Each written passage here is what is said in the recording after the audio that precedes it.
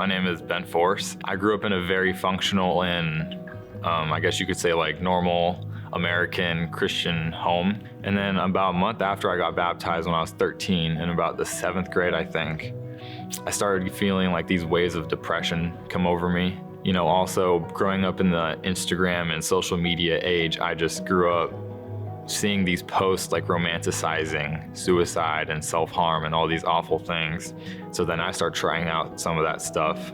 I just went to a lot of my teachers and my weight training coach about how to handle all this, and they basically just told me the not necessarily bad advice, but not Christ-based advice of just work hard and, you know, things will turn out for you. And so then all throughout high school, I'm just basically living my truth and living basically in sexual sin. I was living like sinning was going out of style. And going into my senior year, my goal was to go play college basketball. When I start going out with this gal my senior year, she starts telling me, oh, we should just go to a 4-year together. Everything will be perfect. Everything will be all right. And so then my basketball season ends. My senior season's over. I just decided to take the easier route, and I plan on going to Central with my girlfriend still.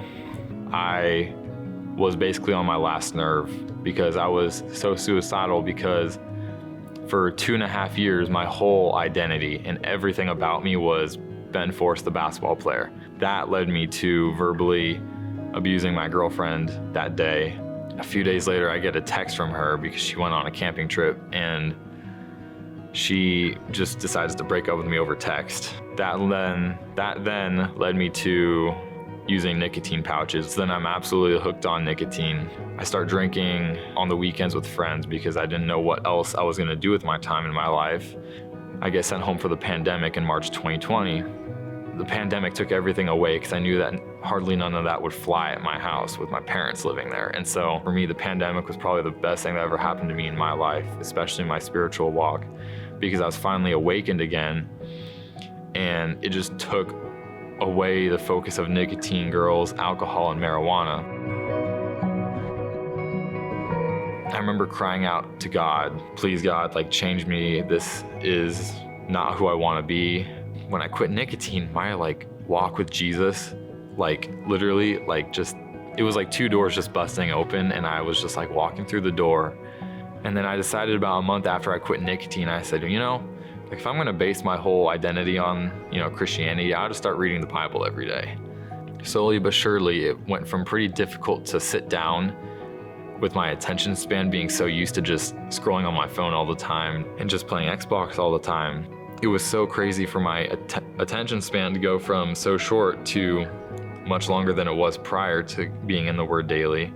Like it's no longer me forcing myself to get in the Word, I just know it's time to get in the Word today. And so it's part of my routine.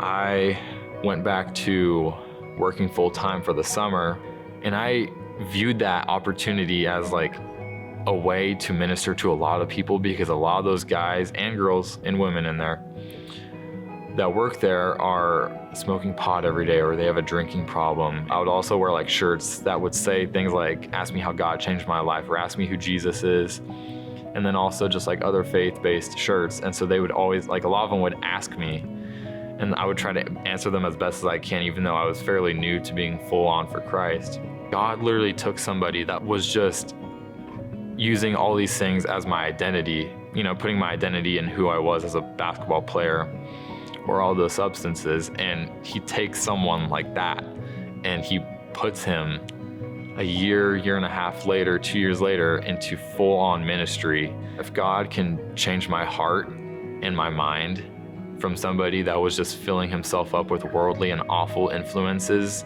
I think that he can change anybody.